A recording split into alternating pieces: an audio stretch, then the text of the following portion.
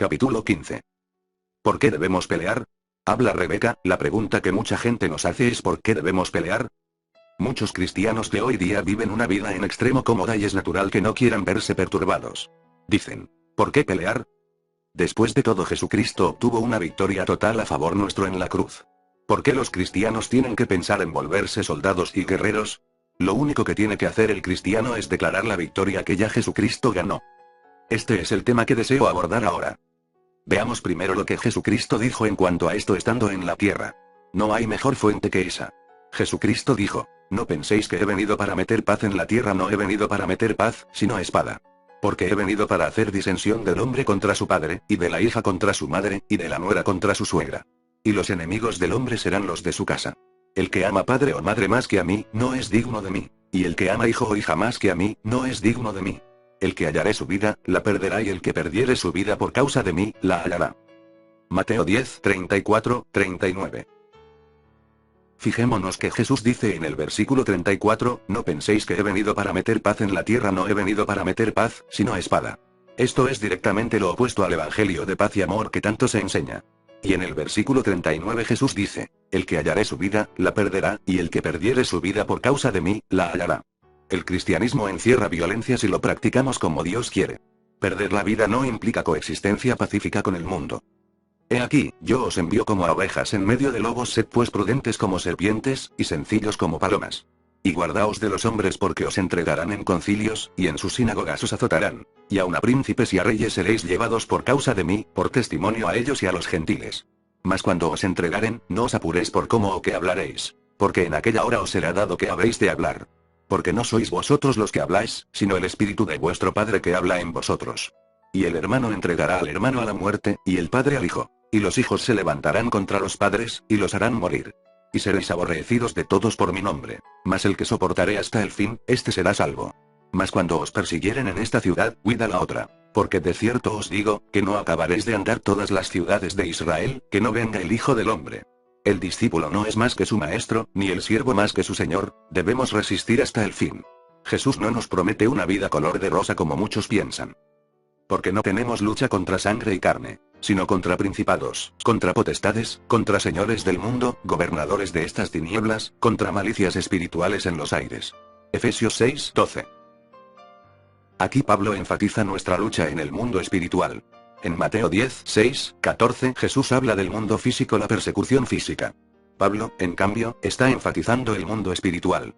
Los dos están interconectados, pero en nuestros días y en mi país, la persecución física todavía no es muy fuerte en la mayoría de los aspectos.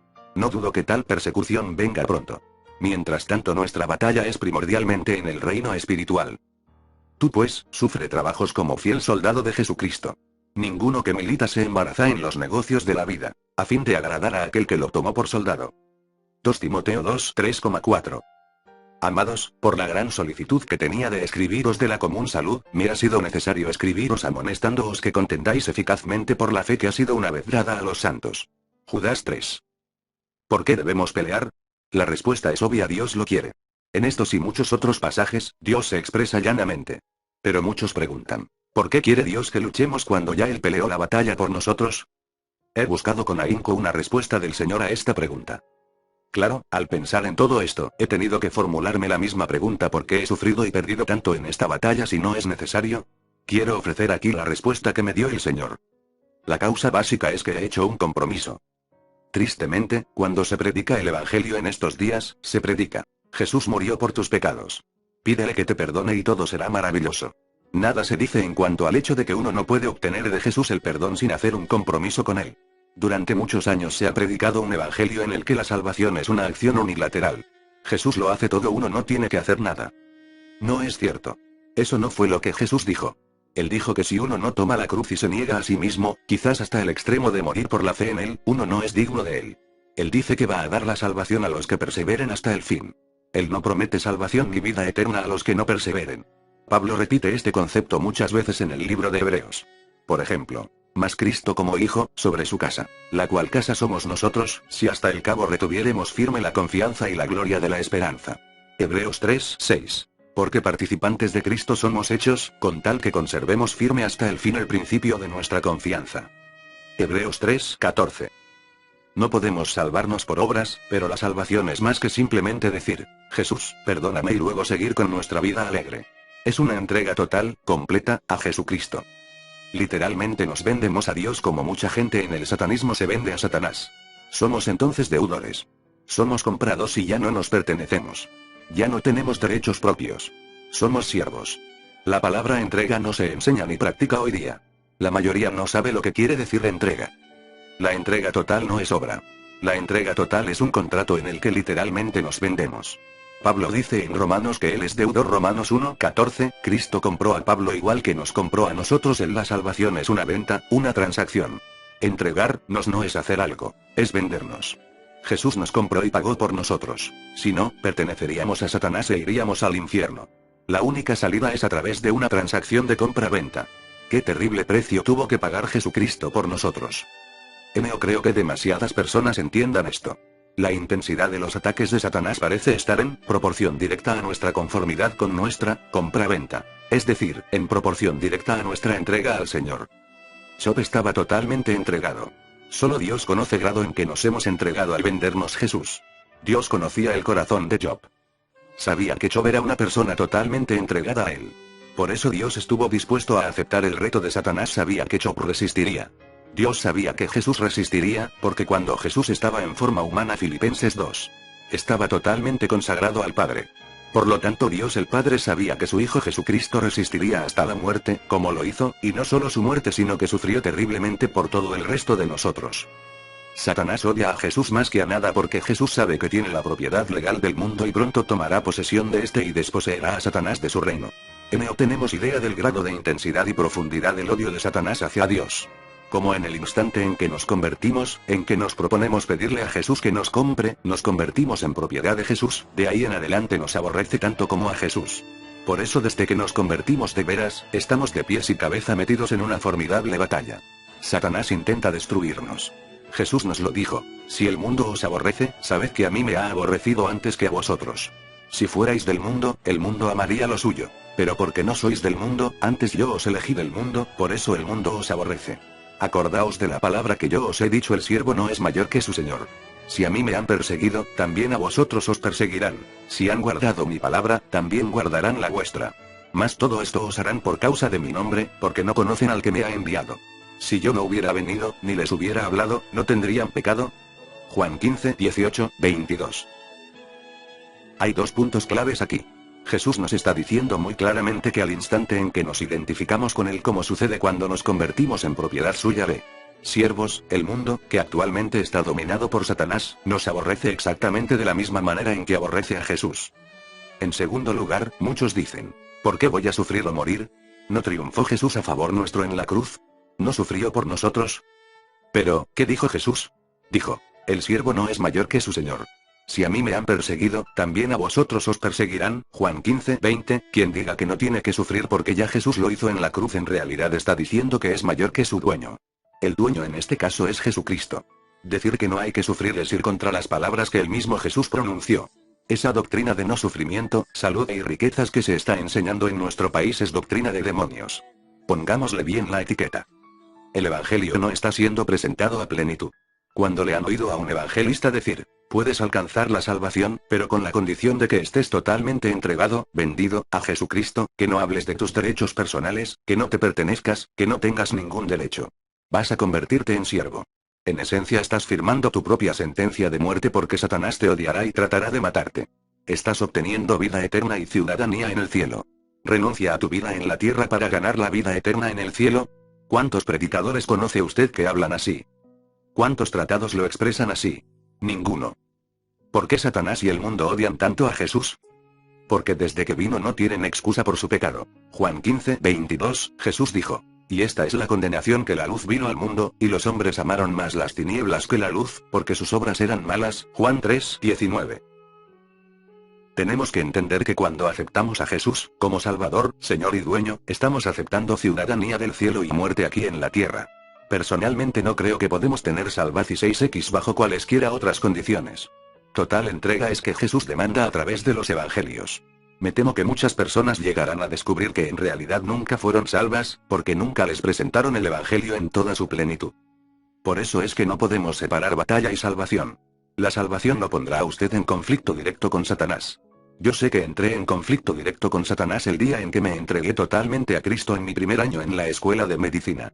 4 años más tarde, cuando el Señor me preguntó si quería consagrarle mi vida para que ella usara en la forma en que lo creyera mejor para combatir a Satanás, no estaba entregándome de una manera diferente. El Señor me estaba desafiando a demostrar hasta qué punto cumpliría lo que había prometido al principio. Estaba abriéndome comprensión a las implicaciones de esa entrega. Al identificarme con Cristo hice de Satanás mi más acérrimo enemigo. Vez tras vez Jesús nos dice que debemos seguirlo hasta la muerte. Veamos varios de estos pasajes. Si alguno viene a mí, y no aborrece a su padre, y madre, y mujer, e hijos, y hermanos, y hermanas, y aun también su propia vida, no puede ser mi discípulo. Y el que no lleva su cruz y viene en pos de mí, no puede ser mi discípulo. Lucas 14, 26, 27. ¿Qué significa llevar la cruz? Para la mayoría, si es que han pensado alguna vez en este pasaje, significa soportar las cosas malas que se nos presentan. Veamos lo que dice Mateo 16. Entonces Jesús dijo a sus discípulos: si alguno quiere venir en pos de mí, niéguese a sí mismo, y tome su cruz, y sígame. Porque todo el que quiera salvar su vida, la perderá. Y todo el que pierda su vida por causa de mí, la hallará. Porque ¿qué aprovechará al hombre, si ganare todo el mundo, y perdiere su alma? ¿O qué recompensa dará el hombre por su alma? Porque el Hijo del Hombre vendrá en la gloria de su Padre con sus ángeles, y entonces pagará a cada uno conforme a sus obras. Mateo 16, 24, 27. Les digo que la cruz es un instrumento de muerte. Llevarla no es simplemente soportar las pruebas aquí en la tierra. La cruz quiere decir literalmente nuestra muerte. ¿Y qué es morir? Para mí quiere decir que al consagrarnos a Dios hemos entregado en sus manos todo lo que a nosotros concierne. Todo pertenece a Él. Sé que en el instante en que hacemos esto, Satanás va a pedirle a Dios que le entregue ese todo. Y, como en el caso de Job, puede ser que el Padre se lo conceda. Para mí, morir diariamente es perder día a día todo lo que amo en este mundo, literalmente. Dios no siempre requiere esto, pero la mayoría de las personas no están dispuestas a este tipo de entrega, no están dispuestas a tomar su cruz. Cuando Jesucristo nos compra, nos volvemos extranjeros en la tierra y surge una barrera entre nosotros y todo lo demás de este mundo. Jesucristo. Nada de este mundo nos pertenece. Es muy doloroso. La cruz es probablemente el método de ejecución más doloroso. Así que lo que estamos haciendo es comprometiéndonos a una vida de dolor, porque tomar la cruz todos los días es doloroso. Así de simple. Esta no es la manera en que suele enunciarse el Evangelio, pero es como Jesucristo lo presentó.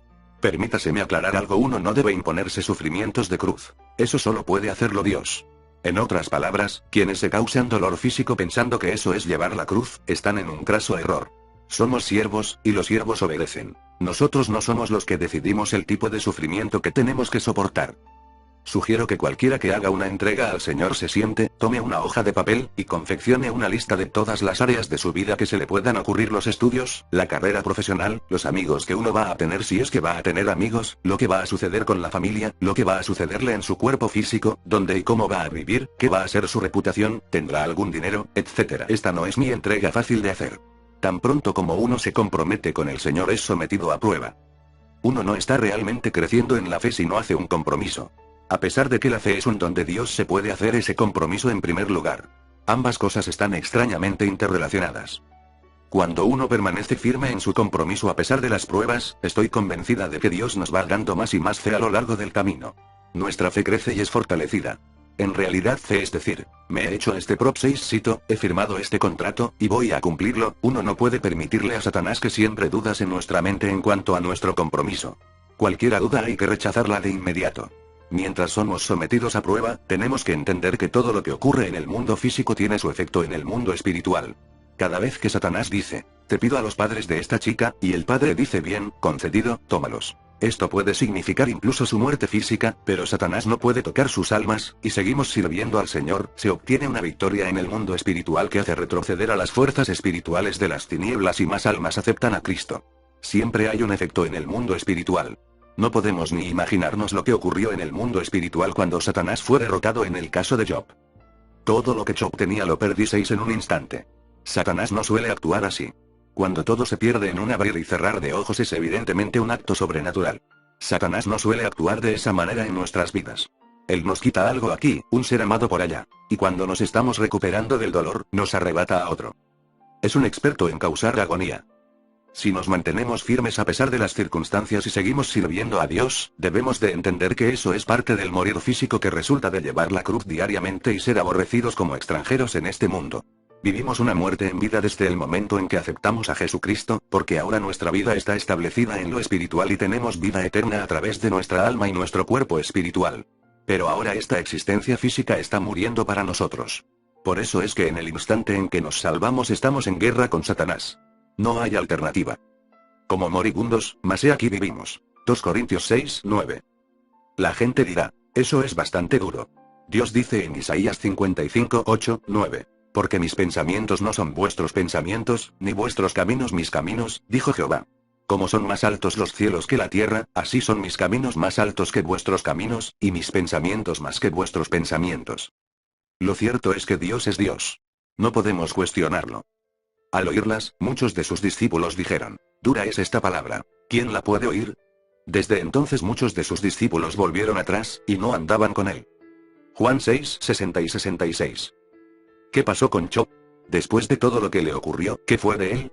Gracias a todo esto tuvo la oportunidad de ver a Dios, e inmediatamente, al verlo, lo demás dejó de importarle.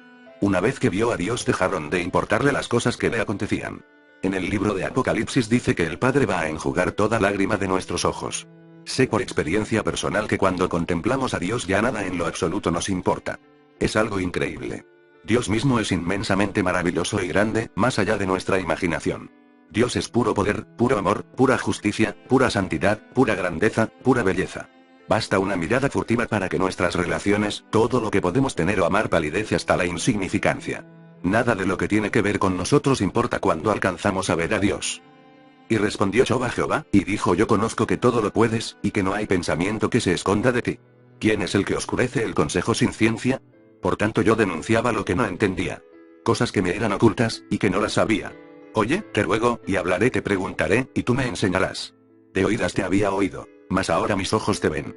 Por tanto me aborrezco, y me arrepiento en el polvo y en la ceniza. Job 42, 1, 6. Note que cuando Job dice, de oídas te había oído, mas ahora mis ojos te ven. Por tanto me aborrezco, y me arrepiento en polvo y ceniza. VV 5, 6 no tenía nada de qué arrepentirse. La primera parte del libro aclara bien que en nada pecó Job. En todo esto no pecó Job, ni atribuyó a Dios despropósito alguno. Job 1, 22. En todo esto no pecó Job con sus labios. Job 2, 10. Pero en el momento en que Job vio a Dios tal como él es, lo demás perdió importancia. Ya nada importaba. Mi oración es que el Señor se nos revele como solo Él puede hacerlo. No hay mayor bendición que esa. El Señor llama a muchos a diferentes tipos de servicio, pero todos seremos algún día ferozmente atacados por Satanás. Cuando llegue ese día tenemos que estar preparados para erguirnos y pelear. Si lo hacemos, y si resistimos hasta el final, Jesús nos dará la corona de la vida y tendremos la indecible bendición de ver a Dios tal como Él es, en toda su gloria. Y oí una gran voz del cielo que decía: he aquí el tabernáculo de Dios con los hombres, y morará con ellos. Y ellos serán su pueblo, y el mismo Dios será su Dios con ellos. Y limpiará Dios toda lágrima de los ojos de ellos. Y la muerte no será más. Y no habrá más llanto, ni clamor, ni dolor. Porque las primeras cosas son pasadas. Apocalipsis 21, 3, 4.